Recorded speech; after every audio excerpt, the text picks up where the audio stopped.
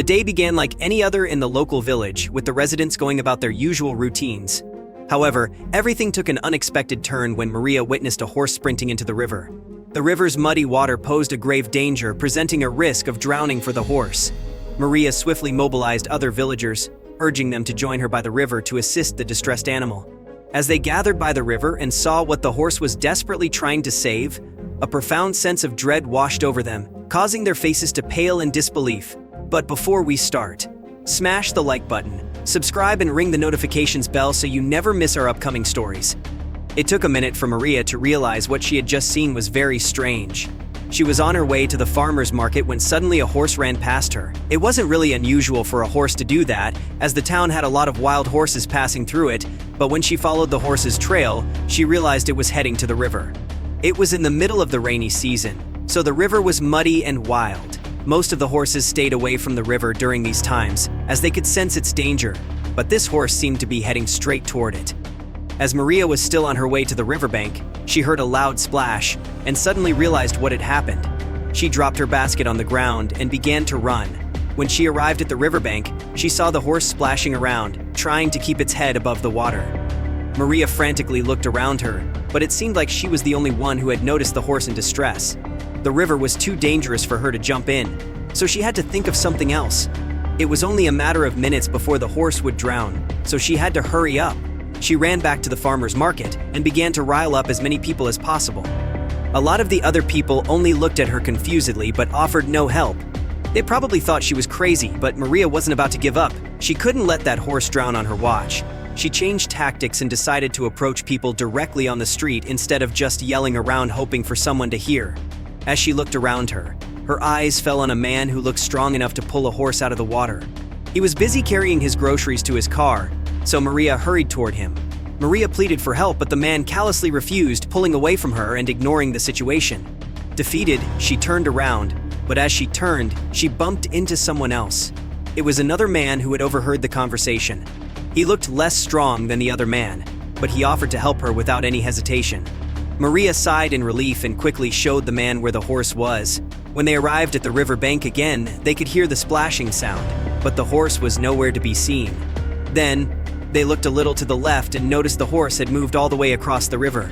Maria wondered if it had drifted there by the current or if it was intentionally swimming towards something. Maria asked Peter to pause and observe the horse moving towards something in the water. Neither of them could identify the object, but Maria knew they had to act fast. She urged Peter to grab some rope from the hardware store. Maria looked around her and saw a small wooden plank lying over the river as a makeshift bridge. She ran toward it, determined to cross over and get closer to the horse, but as she stood in front of it, she saw how small it actually was. How could she ever cross the river without falling in? She placed one foot on the wooden plank and felt the vibrations pass over it all the way to the other side.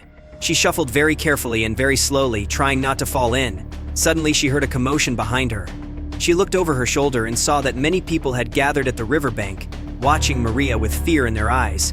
Maria turned her head back and looked at the horse, who was now splashing around underneath her. There was no way she could help the horse while still standing on the wooden plank. She had to make it to the other side. Maria tried to concentrate, but it was harder now with so many eyes on her. She almost fell into the water but could catch the wooden plank just in time. She dangled there, above the wild river, unable to pull herself up. The stillness of the afternoon was shattered by Maria's desperate shout. Peter, who had been talking to a vendor a few meters away, snapped his head in her direction. Pushing through the gathering crowd, Peter sprinted towards the riverbank, his footsteps heavy on the cobbled path. Reaching the edge, Peter could see Maria's white-knuckled grip on the plank. The roaring river beneath her was merciless, eager to swallow her whole. He stretched his arm out as far as he could, fingers trembling. "Maria," he yelled over the rush of water. "Grab my hand." Maria looked up, her eyes filled with a mix of terror and determination. The water splashed, its cold droplets stinging her face, making it even harder to see. But Peter's voice, unwavering amidst the tumult, gave her hope. She made a feeble attempt to reach out further, desperate for a stronger grip. The scene unfolding before them had the village crowd paralyzed. Children clung to their parents, sensing the danger. A few of the braver souls shouted words of encouragement, hoping to lend their strength. Every second felt like an eternity, the suspense palpable. The village square, usually bustling with activity, was now united in a collective gasp. The weight of the moment bore heavily on Peter. He could feel the rough texture of the wooden plank under Maria's hand. Summoning all his strength, he gave one final pull. Slowly, inch by inch, Maria's body shifted upwards. The village erupted in a mixture of cheers and sighs of relief as he pulled her to safety. Gasping for breath, Maria's eyes darted around, searching for a way out. Memories of her father teaching her to never give up flooded back. Focus. You can do this. Channeling a strength she never knew she had. This wasn't the end. Not here, not now. Peter and Maria, fueled by determination, pulled together against the river's force. With one final push and pull, Maria climbed to safety, and the two collapsed into a tearful embrace, overwhelmed with relief. As their breathing steadied, Maria's attention shifted back to the horse that had first caught her eye. It stood tall and restless, eyes locked on a specific point in the river. Sensing something unusual, Maria and Peter cautiously approached the animal. Its anxiety seemed purposeful, not fearful. Maria reached out, realizing the horse was trying to convey something. Following its gaze, they noticed a shimmer in the fast-moving current. Something was there, resisting the flow. As time passed, more villagers gathered on the riverbank, drawn by the unfolding scene. Concern for Maria turned into fascination with the horse's odd behavior. Whispers spread through the crowd, with some speculating the horse had lost its rider, while others imagined it guarding a hidden treasure. Curiosity and tension filled the air as all eyes turned to the river. Maria, overwhelmed by the crowd's energy, steadied herself with a deep breath, determined to uncover the truth. She and Peter moved closer to the river's edge, focusing on the object the horse remained fixated on. Slowly, it became clearer, large, dark, and moving deliberately despite the strong current. Suspense filled the air as the crowd watched in silence. Suddenly, an old fisherman spoke up, revealing the horse had been returning to this spot for days. A younger fisherman added that he had seen the horse pacing the riverbank early that morning, watching the water as if searching. Maria's thoughts raced, realizing this was not an isolated event. The horse's repeated visits suggested it was looking for someone or something lost days ago. Peter agreed, and the crowd grew solemn as more fishermen shared sightings of the horse, describing its distress and even attempts to enter the water. The pieces began to fit. The horse wasn't lost. It was on a mission tied to the river's mysterious depths. As the river roared, hiding secrets beneath its turbulent surface, it became clear that something long buried was waiting to be revealed. The horse, returning day after day, seemed to sense more than anyone else. What began as Maria's dramatic rescue had become a village-wide mystery, with everyone eager to uncover the river's hidden truth. Moved by Maria's bravery, several villagers stepped forward. Jacob, a strong and determined man, offered his help, soon joined by Rita, experienced with horses, and Kevin, known for his keen observation. Gathering around Maria, the team began to plan. Rita stressed the need to approach the horse gently to avoid startling it. Jacob suggested bringing ropes, while Kevin advised watching the river for subtle clues.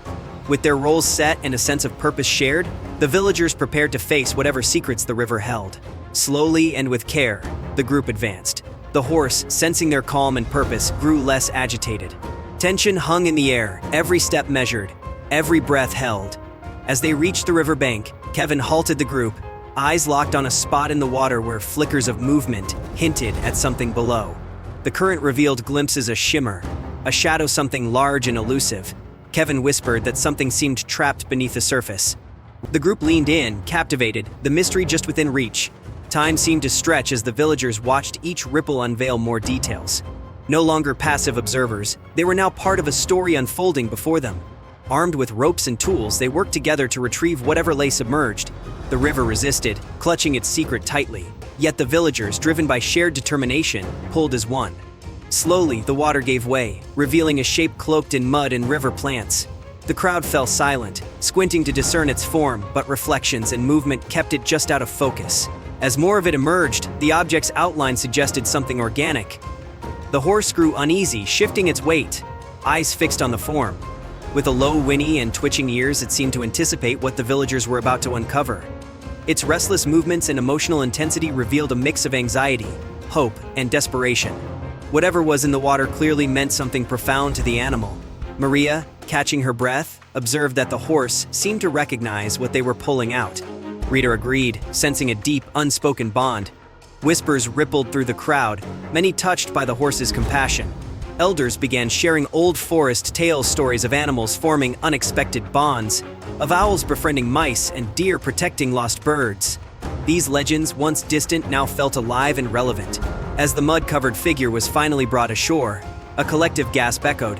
Maria, Peter, and others carefully cleared the debris, revealing a creature, barely alive. Blankets were brought to provide warmth, and the crowd watched in tense silence. From the edge of the gathering, Elias, an elderly villager, began to speak. His frail voice commanded attention as he recounted a tale from decades past, a story of a horse that once saved another creature from a hunter's trap, forming an unbreakable bond. As Elias gazed at the scene before him, he wondered aloud if the past was repeating itself. The crowd fell still, and the ground seemed to hush in anticipation. Elias continued, revealing that this very horse, in its youth, had lost its foal to predators. His eyes, filled with sorrow and memory, held the weight of the story. The villagers listened, realizing they might be witnessing not just a mystery, but the continuation of a forgotten tale woven deep into the heart of the forest. One day, as the horse mourned in a clearing, an injured deer approached with her fragile newborn fawn, silently pleading for help. The horse gently nuzzled the fawn, forming a deep bond. The three became a rare sight in the forest, with the horse protecting them both. As the deer's condition worsened, she entrusted her fawn to the horse before passing. Grieving, the horse vowed to watch over the fawn always, a promise honored by the forest. Now, as the blankets were pulled back, revealing the delicate fawn, gasps rose from the crowd.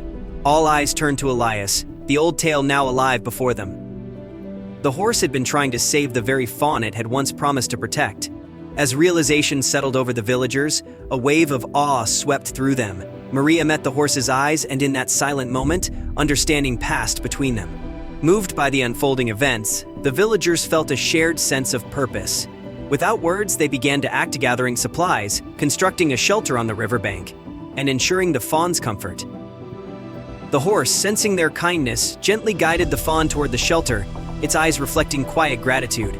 Night fell, casting long shadows beneath a sky dotted with stars. Yet the village remained alive with activity. Fires flickered, warmth and camaraderie filled the air, and stories were exchanged, celebrating the deep bond between the horse and the fawn. As calm settled, a piercing, familiar cry echoed through the darkness. The villagers froze, eyes scanning the night, hearts pounding. A deer emerged from the forest, the fawn's mother, her eyes filled with hope. The riverside fell into a reverent hush as the villagers watched, captivated by the reunion about to unfold. From the shadows, the mother deer locked eyes with her fawn, recognition and relief washing over her. The fawn, frail but determined, rose on unsteady legs and met her with tender nuzzles. Beside them stood the horse, noble and watchful, completing the picture of an unlikely yet powerful family. Under the moon's silver light, the three disappeared into the forest, leaving the village awed and grateful. The night's events, marked by resilience, compassion, and unity, would be remembered and retold for generations. Thank you so much for watching. If you enjoyed the video, please don't forget to leave a like, subscribe, and ring the notifications bell so you never miss amazing tales like this one.